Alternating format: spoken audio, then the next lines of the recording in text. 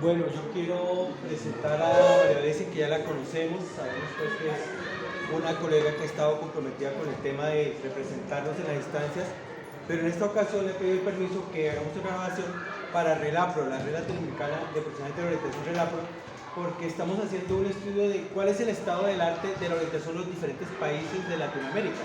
Ya tenemos un panorama de Argentina, tenemos un panorama de Costa Rica, tenemos un cierto panorama de Chile, pero aprovechamos esta ocasión para tener esa perspectiva de qué es lo que sucede con la orientación en Colombia, que algunos no saben que esto no es un invento criollo, esto no es una situación de aquí nomás.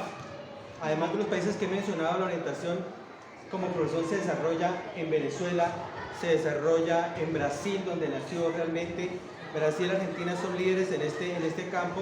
A nosotros nos llegó un coletazo mezcla del modelo español junto con el modelo norteamericano, y por eso tenemos una situación diferente que debe tenerse en cuenta en Latinoamérica, y es que el profesional de la orientación en Colombia no es el pedagogo como es en Dominicana, como es en Costa Rica, como es en Venezuela, como es en Chile, sino que aquí los profesionales de la orientación somos los psicopedagogos, los pedagogos educativos, los terapeutas ocupacionales, los fisioterapeutas, los psicólogos, que estamos involucrados en esto.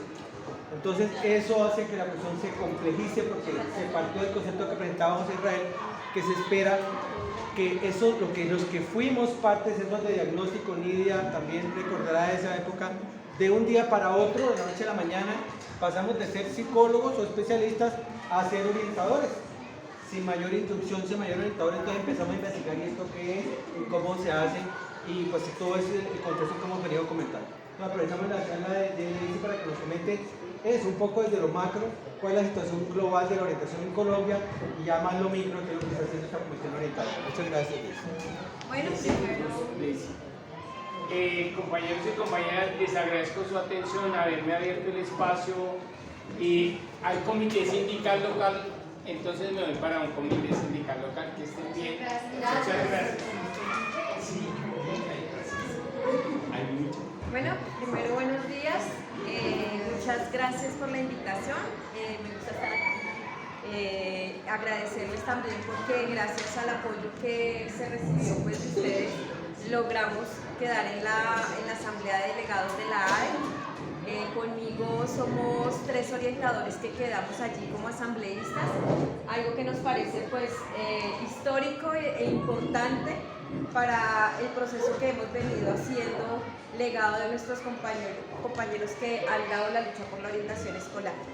Entonces hoy digamos que más que venir a dar una respuesta de unas encuestas que estuvimos rotando por redes, también quiero un poco contextualizar el surgimiento de la comisión y el surgimiento de esta comisión en el marco de lo que decía Amílcar, qué es lo que ha venido pasando con la orientación escolar.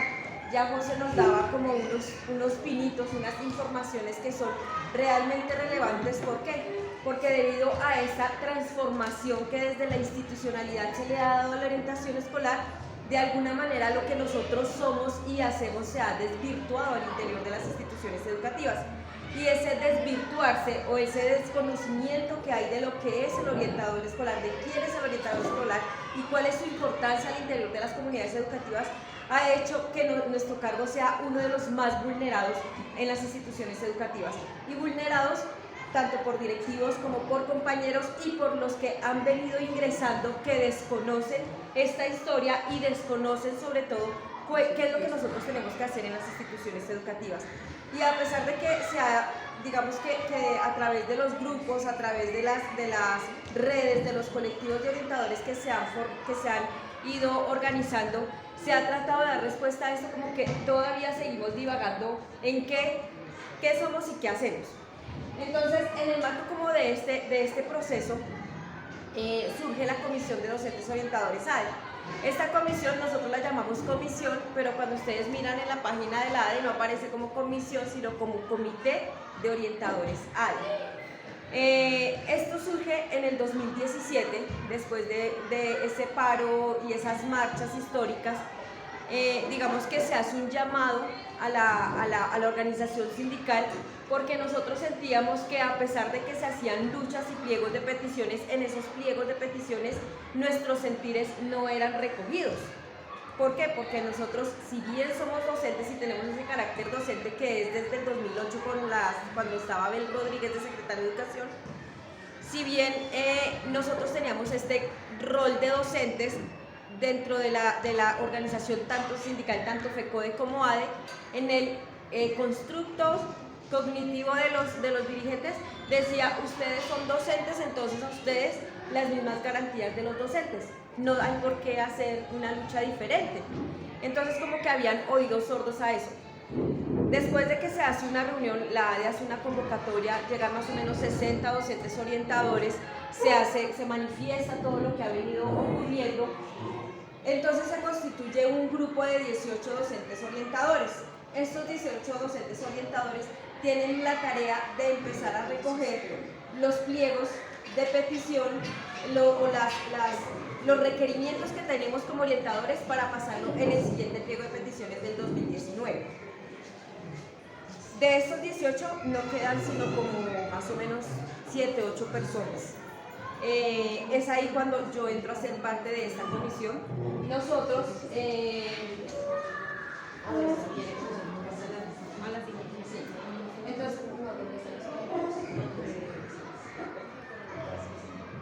entonces digamos que hay como unos momentos claves. No, antes.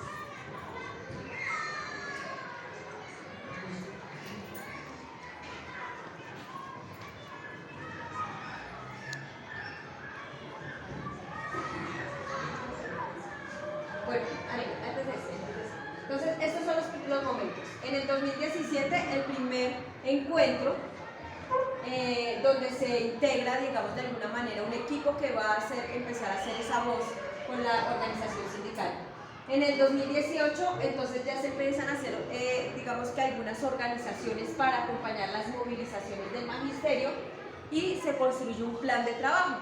Este plan de trabajo básicamente lo que busca es empezar a mostrar qué es lo que está pasando con nosotros. Ya en el 2019, digamos que en la ADE los procesos son como lentos en ese entonces se pasa el plan de trabajo, pero no se puede ejecutar el plan de trabajo hasta que la junta directiva no lo apruebe, y la junta directiva pueden pasar 3, 4, 5 sesiones y no lo aprueba. Entonces, digamos que se va demorando. En el 2019 ya se empieza a hacer, digamos, vida a ese plan de trabajo y se empiezan a hacer unos encuentros.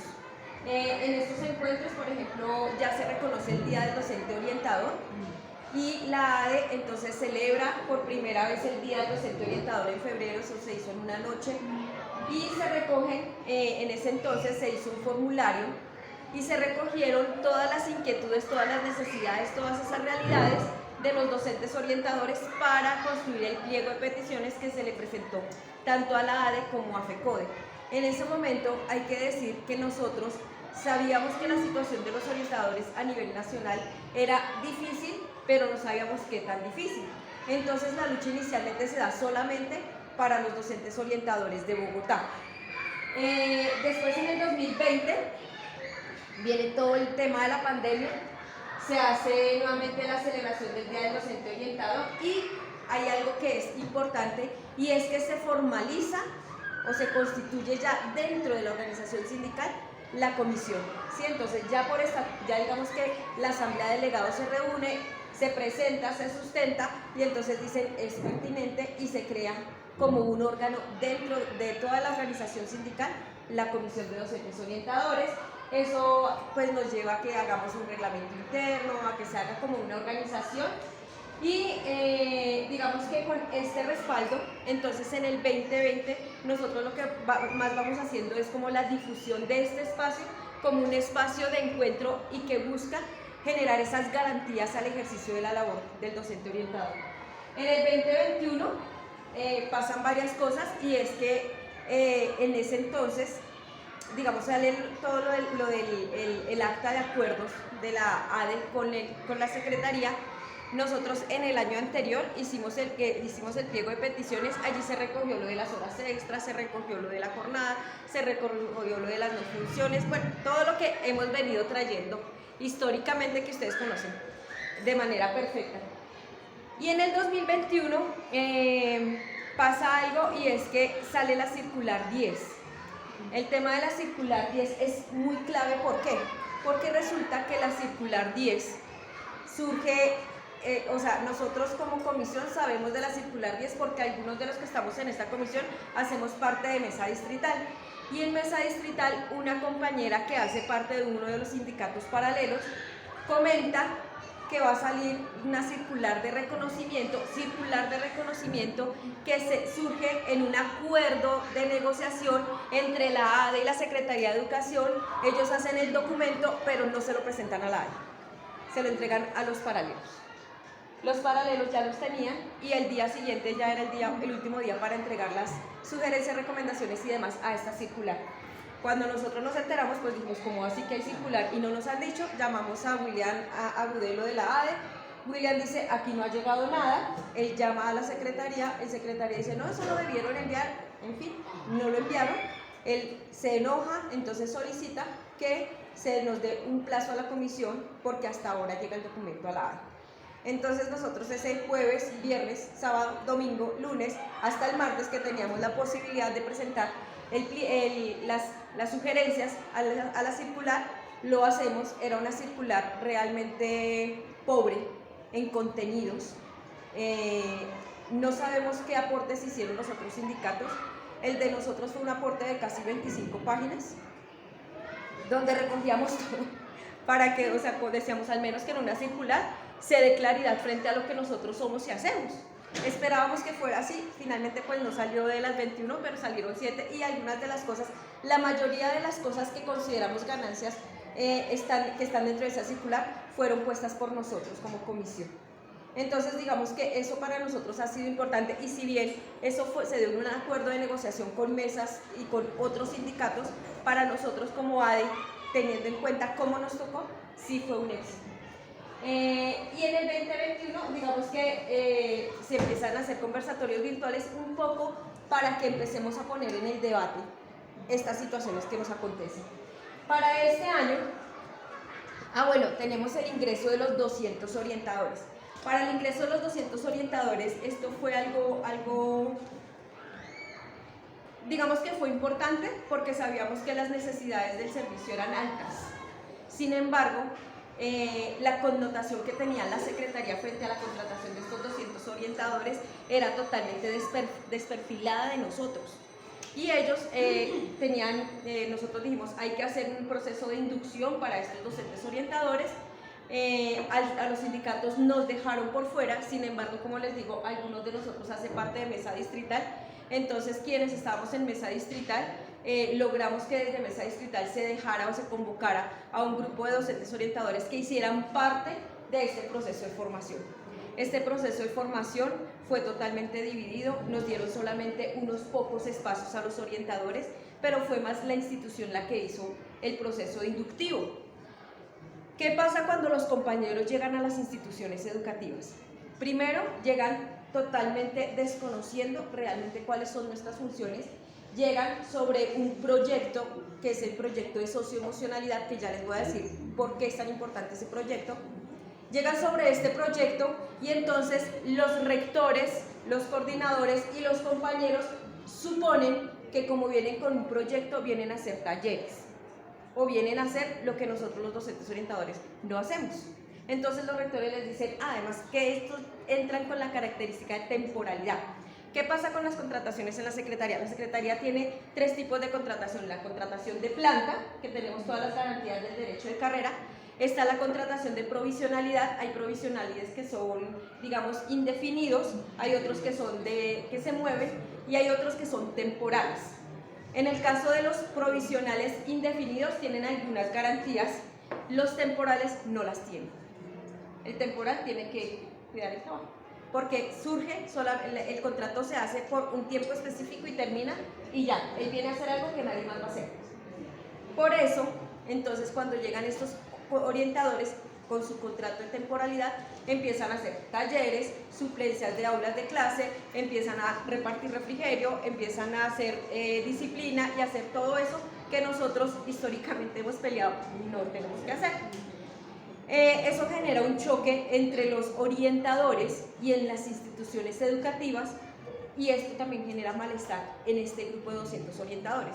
En este momento les debo contar que yo tengo, por ejemplo, 3 docentes orientadoras de los 200 orientadores que están en situación de traslado por salud mental y no llevan un año en el cargo. A través del sindicato nosotros nos dimos a la pelea de decir, bueno, van a traer estos 200 orientadores por 4 meses, no es lógico. Entonces desde el sindicato se hace la pelea y se logra que a ellos se les amplíe el contrato por este año y además se les cambie el nombre de temporalidad por provisionalidad, ¿sí?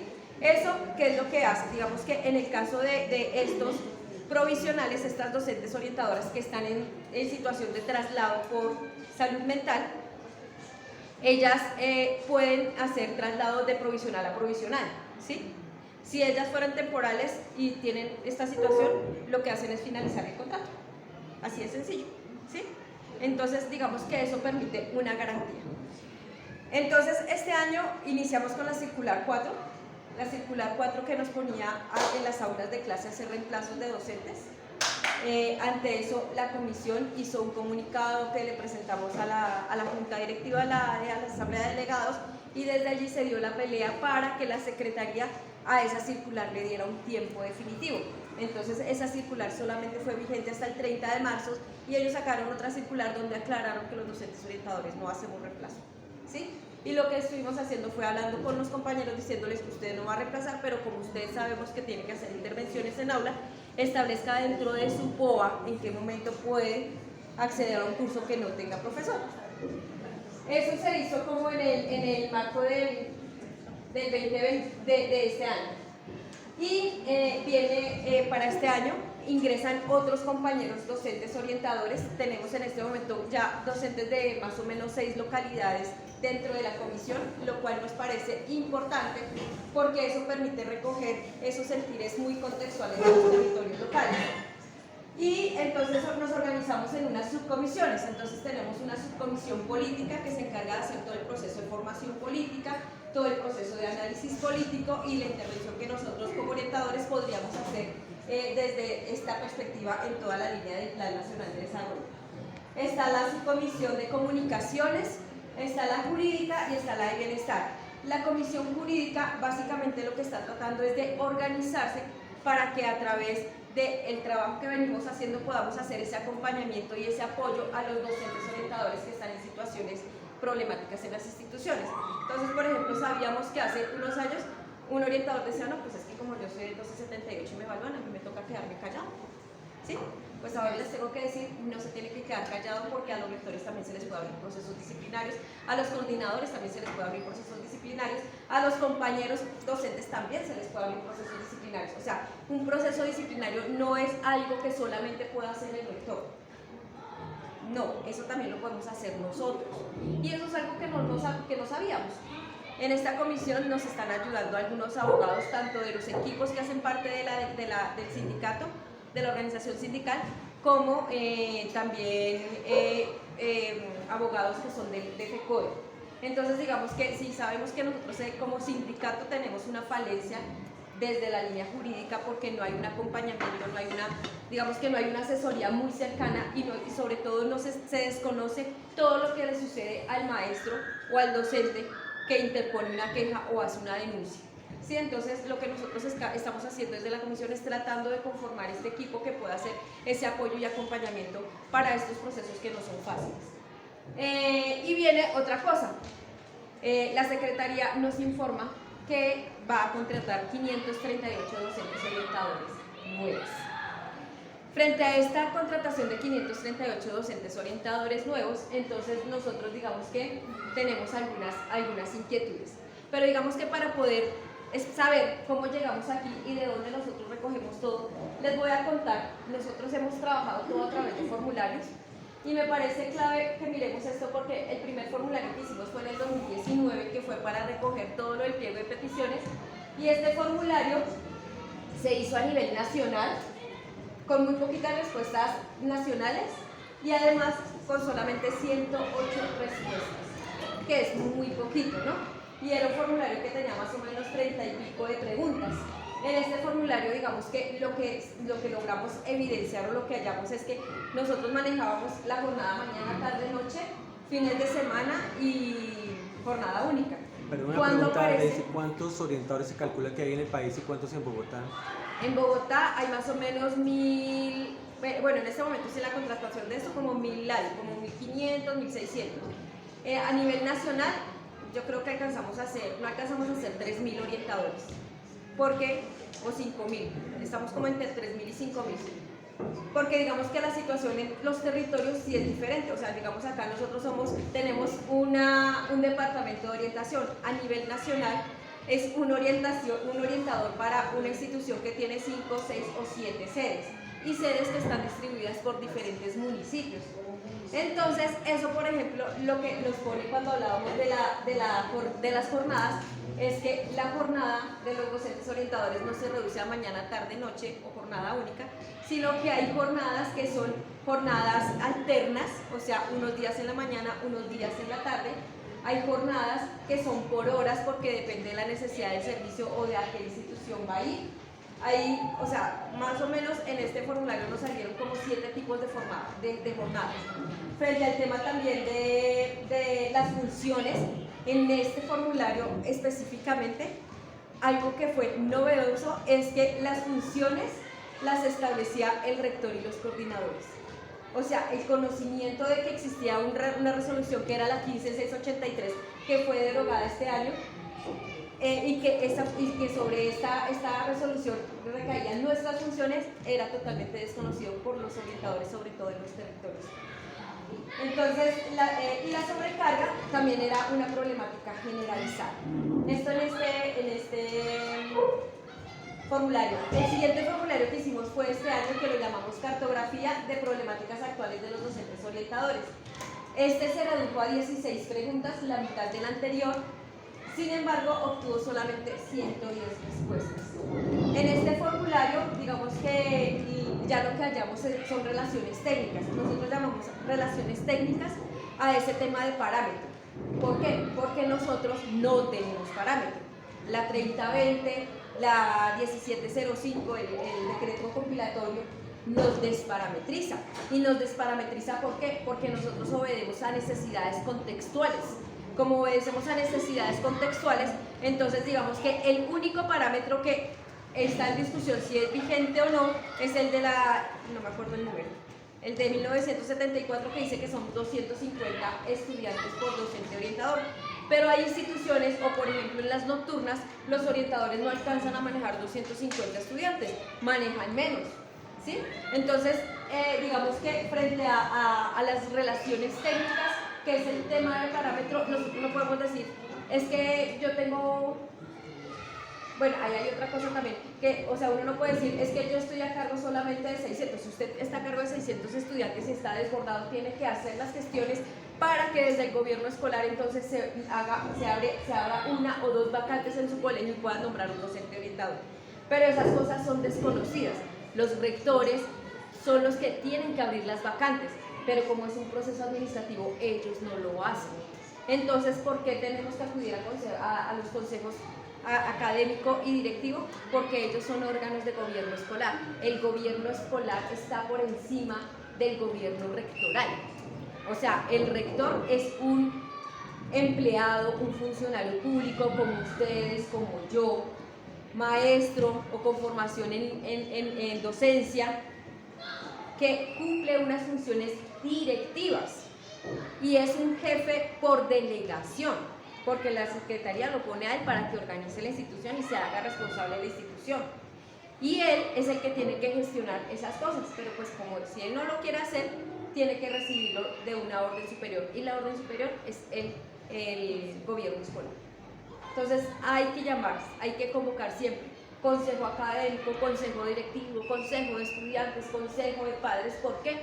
Porque es que cuando los consejos se manifiestan, las realidades contextuales se evidencian, y cuando se evidencian, el rector sabe qué es lo que tiene que hacer y no lo tiene que suponer. Se supone que eso debería mejorar.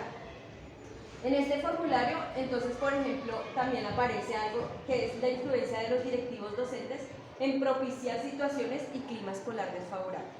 Entonces, en este caso, por ejemplo, en este formulario, de las 110 respuestas, el 82.8% estaba en una situación escolar desfavorable, o sea, había situaciones de acoso, sobrecarga, cansancio, todo eso que ustedes ya conocen. Aparece también la afectación en salud mental y física y aparece la necesidad del respaldo a la participación en mesas locales, redes de apoyo y afiliación a todo esto. Digamos que con este formulario nosotros pues no pudimos hacer mucho porque siento que las respuestas pues no son tan importantes.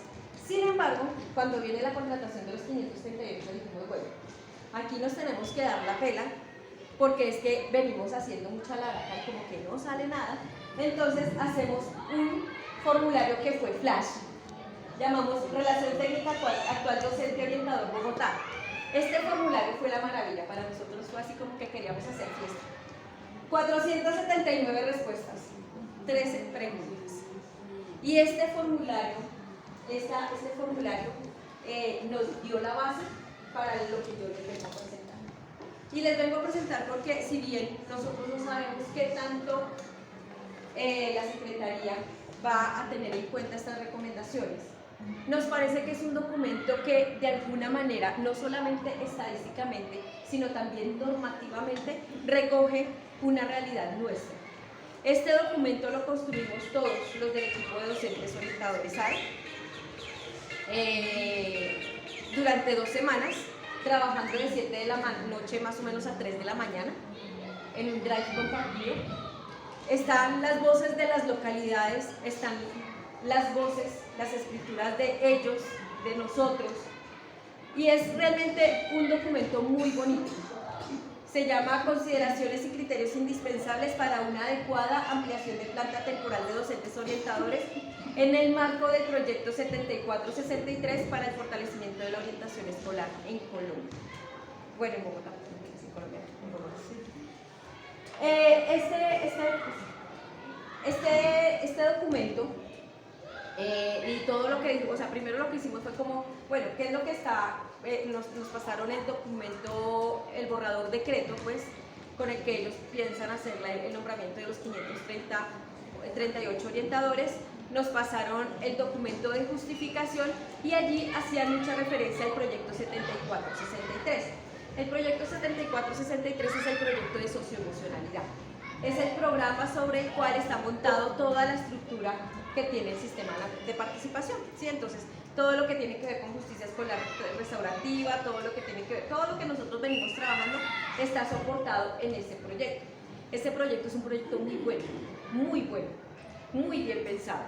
Es realmente visionario frente a lo que nosotros como orientadores pensaríamos, es lo que requieren las instituciones educativas. Y hay algo clave en ese proyecto, y es que ese proyecto plantea que se tiene que hacer una transformación curricular en las instituciones educativas a partir de este proyecto. Es decir, pasar las instituciones educativas de una enseñanza totalmente academicista a una enseñanza totalmente humanitaria. Y eso nosotros lo vemos todo el tiempo.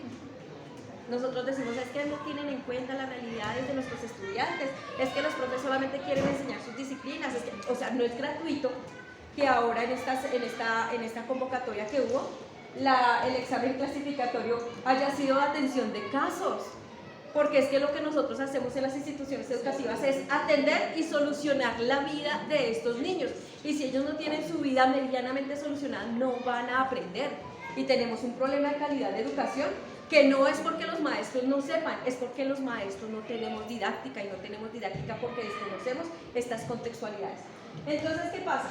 En este documento, digamos que leemos el proyecto de socioemocionalidad, empezamos a entender el enfoque de la Secretaría, y lo que nosotros decimos es, no podemos hacer un documento contestatario como suele hacer la organización sindical de rechazamos, nos ponemos en contra, no queremos, no. Vamos a hacer un documento donde decimos esto no, por qué no y qué proponemos. Y eso está. Son 21 páginas. 21 páginas muy bien elaboradas. Debo decir que la mayoría de la recopilación de ella lo hizo la compañera Tania Fino, de la localidad de Isme, que yo creo que ustedes la conocen también. Y se organizaron en 5 retos de política pública en orientación escolar. Así. Entonces está el reto 1.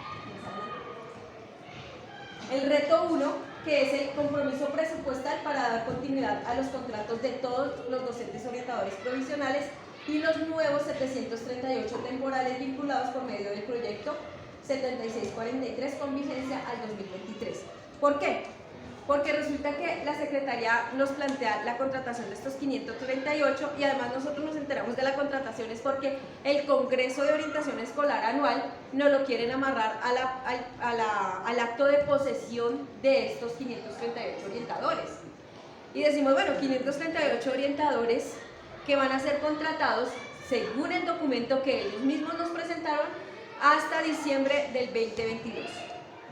O sea que si los contratan a finales de octubre estarían prácticamente un mes trabajando en una institución educativa y ellos sustentan la contratación de ellos para bajar el parámetro.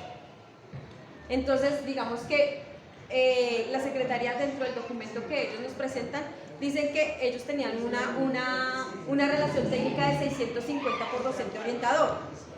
Con la contratación de los 200 orientadores la bajaron a 450. Con la contratación de los 538 la van a bajar a 350 docentes orientadores, 350 estudiantes por docente orientador. Cuando nosotros vamos a revisar en este cuestionario cómo está lo de las relaciones técnicas, pues nos encontramos que el 60% de los docentes orientadores está por encima de los 400 orientadores, de los 400 estudiantes. Entonces, realmente que baje la relación técnica no la baja. Entonces, ¿qué es lo primero que nosotros estamos pidiendo? Tienen que hablar con el Consejo porque el Consejo de Bogotá fue el que aprobó el presupuesto para pagarle a estos 538 que sale de los recursos Bogotá. Eso los paga Bogotá con sus impuestos, los paga la Secretaría de Educación. Entonces, tienen que aprobar los recursos para que ellos se queden por lo menos un año más. ¿Sí? Y si bien nosotros sabemos y tenemos, digamos que la certeza, porque ya cuando uno entra en este medio de política activa, uno entiende que hay unas estrategias y unas acciones que no necesariamente tienen buenas intencionalidades. Entonces, si bien nosotros sabemos que ellos están aquí buscando sustentar unos recursos, buscando levantar la imagen de la alcaldesa, buscar levantar y mejorar la imagen de la Secretaría de Educación, nosotros no podemos permitir que se vulneren las instituciones educativas y nuestro trabajo por esto. Entonces, lo que pedimos es eso inicialmente. Allí, en este reto, pues están, digamos que todas las sustentaciones, y las sustentaciones se basan tanto en las respuestas del formulario como lo que normativamente hay. El reto 2, fortalecer el principio de transparencia en la identificación y asignación de vacantes a cubrir en las instituciones, garantizando los derechos laborales de los docentes orientadores en procesos de traslado y quienes se quedaron sin la asignación en el 2022. ¿Esto por qué? Primero, porque los traslados entre provisionales son bastante complicados. Segundo, porque justo cuando estaban diciendo vamos a contratar 538 porque las situaciones en las escuelas están desbordadas, resulta que habían docentes orientadores que resultaron reasignados en aula porque eran trabajadores sociales y la persona de talento humano le dijo, usted es de ciencias sociales, como no hay vacantes para orientador, pásense a dictar sociales. Y entonces ellos, para no perder el trabajo, dijeron, así. Y entonces nosotros decimos, bueno, hay 538 docentes orientadores, están sacando orientadores por parámetro, que también eso fue una pelea que ustedes supieron, estuvimos dando, y logramos que se detuviera el tema de que entregaran docentes orientadores, que porque el parámetro los hacía como sobrantes, eso no era real, se peleó. Y ahora van a contratar 538 y teníamos más o menos 7 o 8 docentes orientadores esperando porque no habían plazas. Entonces digamos que ese tipo de incongruencias como que nosotros decíamos no está bien. Lo otro pues es que tener en cuenta que realmente no se bajaba el parámetro. Entonces, ¿qué es lo que proponemos? Nosotros desde allí estamos proponiendo que sean los equipos institucionales de orientación quienes determinen si necesitan o no 1, 2 o 3 o cuántos orientadores en su colegio para que puedan tener ese descargue laboral que tienen, porque todos estamos sobrecargados. Entonces, que sean los equipos de orientación los que determinen la necesidad del servicio y que el rector valide la apertura de la plaza ante talento humano. ¿Sí? y que se trate de respetar eso. Para nosotros eso es una utopía, pero esperamos que al menos ellos, con las justificaciones que ponemos aquí, entiendan en qué estamos y por qué lo proponemos. El tercer reto es: Bogotá debe avanzar hacia el alcance único del parámetro vigente de 250 estudiantes por docente orientador. Nosotros ahí en este reto lo que estamos validando es que hay unas necesidades reales que se dieron en el contexto, digamos, de una sindemia, y que este desconocimiento de estas situaciones tiene desbordados a los docentes orientadores. Entonces, que no se puede pensar en un parámetro que sea diferente al de 250 mínimo, ¿sí? Mínimo.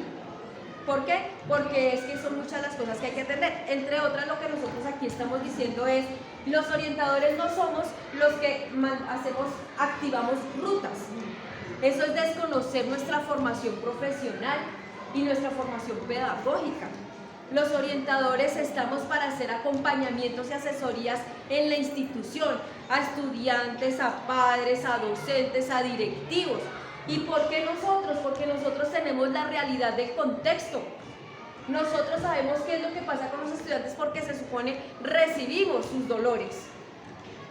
Recibimos los dolores de las familias, pero cuando nos transforman en activadores de ruta y en coordinadores convivenciales, eso se pierde, se deslegitima nuestra labor. Y entonces hay unos que piensan que solamente tenemos que hacer talleres, y no solamente tenemos que hacer talleres, sí tenemos que hacer talleres dentro del marco de la prevención y la promoción, pero nuestra labor principal está en el acompañamiento a los estudiantes y a sus familias. Y el acompañamiento a padres y a familias y a estudiantes no es de una hora. Ustedes saben que uno se puede demorar 3 horas con unos papás, uno se puede demorar 3 horas con un estudiante, una jornada completa. Y si hay que hacer seguimientos, 3 seguimientos, entonces pues esas cosas no las comprende la Secretaría, porque ellos nos ven desde una perspectiva administrativa. Y no, claro, nosotros estamos en un escritorio, pero no estamos haciendo labores de oficina. Entonces digamos que ese desconocimiento lo tratamos de plantear en este. El cuarto reto, los derechos orientadores deben tener dedicación exclusiva a las funciones propias de su cargo. Entonces ahí estamos diciendo por qué nosotros no hacemos comedor escolar. No es porque nosotros no queramos o no nos importa que los niños coman, sino porque es que son múltiples las tareas que tenemos. Una de las cosas que salió en el cuestionario, por ejemplo, les iba a decir, dentro de las no funciones está el PAE, está el registro de accidentalidad escolar, que también nombramos acá, que ¿por qué accidentalidad escolar? O sea, en el colegio todo el día pasan accidentes. Entonces, si uno es el que tiene que registrar accidentes, entonces uno todo el día está subiendo alertas de accidentes. Y apareció una función nueva que no habíamos visto en los anteriores formularios, y es asistente de coordinación. Exacto. Y esto, lamentablemente, esto de la asistencia a la coordinación o la mirada un poco directiva del docente orientador, parte de estos orientadores que en algún momento manifestaron su deseo de ser directivos para tener un sobresueldo. O sea, si no hacen ascensos, sobresueldo no nos van a dar. Lo único de lo que sirvió hablar de que nosotros seríamos directivos es que entonces nos dieran las 8 horas. Y eso ha sido un debate, digamos que muy fuerte, con los compañeros sindicalistas de los otros sindicatos. ¿Por qué? Porque, por ejemplo, quienes están en Sintodic, quienes están en el colegiado, ellos dicen que nosotros debemos reconocernos como directivos y pelear que nos reconozcan como directivos. Y la lucha más fuerte es que nos reconozcan como docentes. Pues además porque nuestra labor tiene más que ver con la docencia que con la dirección. Entonces, en este cuarto reto estamos hablando de esos derechos sobre la base de por qué sí son esas funciones y cuál es esa realidad institucional que nosotros atendemos. Y el quinto reto es el desarrollo socioemocional y el clima laboral de los trabajadores y trabajadoras de la educación, un indispensable para la materialización de la escuela como territorio de paz. ¿Y esto por qué? Porque es que dentro de los informes que entrega la Comisión de la Verdad, no me acuerdo en cuál de ellos es, pero acá aparece, hay una parte donde ellos hablan de la necesidad de nombrar docentes orientadores en las instituciones educativas para que hagan este proceso de acompañamiento a las poblaciones que han sido vulneradas por la guerra. O sea, ellos también nos ponen como necesarios. Y sí somos necesarios, pero que las comunidades, y entendiendo las comunidades, no solamente los padres, sino los directivos, los compañeros docentes, entiendan qué es lo que somos y qué es lo que hacemos, requiere que nosotros hagamos ese compromiso y ese empoderamiento con nuestro trabajo, como individuos y como colectivos. ¿Por qué? Porque es que es lamentable realmente que haya docentes de estos 200 orientadores, muchos, que están hablando del acoso laboral del que son víctimas por sus propios compañeros orientadores. Si estos llegaron nuevos a mi institución, yo, sabiendo lo que tengo que hacer, sabiendo las luchas que estamos dando, pues yo lo que tengo que hacer es, no, mijito, mire, venga, lo receteo porque en la secretaría no le dijeron lo que toca hacer, aquí hacemos esto. Y pararse con ellos y enseñarles, porque van a seguir llegando docentes orientadores. Ya nosotros, digamos, nosotros recibimos las luchas de Mercedes, de Aide, de Inés, del mismo Amilcar, pero nosotros le delegaremos nuestras luchas. Y esos derechos que hemos venido, digamos que peleando con tanta fuerza, requieren del compromiso de ustedes también. O sea, nuestra voz no tiene validez, no tiene fuerza, sino es con el respaldo de ustedes, que es por quienes hacemos esto. Entonces, digamos que la invitación, el documento ya lo compartió José Israel en el grupo, la invitación es a que lean, si bien pueden leer el documento, léanse esto, porque esto les va a dar las herramientas para que en la institución ustedes puedan pararse con su rector y decirle, mire rector, es que no, y no es porque yo no quiera o porque no, es porque mire, esto es lo que pasa en el colegio, esto es lo que yo soy, esto es lo que yo hago. Para mí, a mí me contrataron para esto. Hay un documento que hace unos años sacó la Contraloría a la Secretaría de Educación, manifestando cómo el que pongan a hacer a los orientadores otras cosas que no competen a su cargo va en detrimento del patrimonio. Es un peculado. Exacto. Y entonces insta a la Secretaría a que se respeten nuestras funciones. Nosotros aquí lo colocamos también. Porque sí tenemos elementos, compañeros, pero tenemos que hacer procesos formativos. Hasta que yo no hice esto, yo no me di cuenta que en el otro colegio donde estuve trabajando, yo fui acosada, fui vulnerada, yo también trabajaba 2 jornadas, atendía 1.700 estudiantes, o sea, una cosa, y yo nunca peleaba, yo decía, bueno, lo mismo, como yo soy 1278, me tengo que aguantar. Y no, compañeros, realmente no. Y nuestra labor como comisión, como docentes orientadores que estamos allá dando la pelea, es porque sabemos que esto no es fácil y sabemos que para ustedes no es fácil, pero es más fácil cuando lo hacemos acompañaditos. Y para eso estamos nosotros. Entonces les agradezco la invitación, les agradezco el respaldo en las votaciones y pues espero que me sigan invitando porque realmente me gusta venir. Bueno, Señor. Permítame pues agradecerle a Daisy. Agradecerle a Daisy este panorama que, como decía, también lo estamos haciendo en otros países. Queremos saber qué está pasando con la orientación en Latinoamérica, pero específicamente aquí, antes de que llegara Daisy, justamente en la reunión discutíamos eso. Que sí, necesitamos establecer un parámetro, pero un parámetro sobre las necesidades biopsicosociales reales de las comunidades educativas en las que estamos. Y no al ojo. Yo no puedo decir a lo mejor, no, yo calculo que por ahí un 15% de mis estudiantes están siendo acosados. No, tiene que ser una investigación seria, sistematizada y me da tristeza, aunque no me sorprende, que formularios como estos tan importantes, solamente científicos, orientadores, los contestemos porque estamos en una decidida de todo y eso sí es triste. Pero necesitamos entrar cuando ingresó Daisy en 2009 a Red 60, era un grupo de orientadores también provisionales, que la primera preocupación que tenemos era cómo establecer una línea de base real de las necesidades biopsicosociales de la escuela. Después, durante todo eso hemos seguido trabajando en esta línea, todavía no tenemos una voz clara, como un instrumento claro, pero creo que es momento de volver a eso. Si no tenemos una línea de base de trabajo, pues nunca vamos a saber si necesitamos 5 orientadores, 10, 15 o 20 en una institución educativa, porque ¿sobre qué?